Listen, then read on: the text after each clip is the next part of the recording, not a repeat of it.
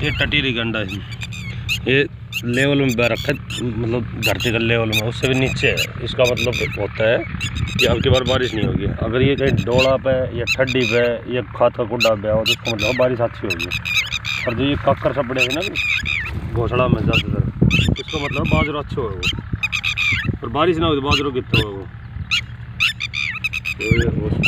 और ये जो ऐसे नु खड़े हैं ना खुला सा, उसको भी कोई लॉजिक हो कुछ एक, लेकिन एक ही तिरछा पड़े है, ये 3 खड़े हैं, एक वो आडा पड़े है, इसको भी कुछ ना कुछ होता होगा नक्षत्र। बप्पू तो बुझा चलो।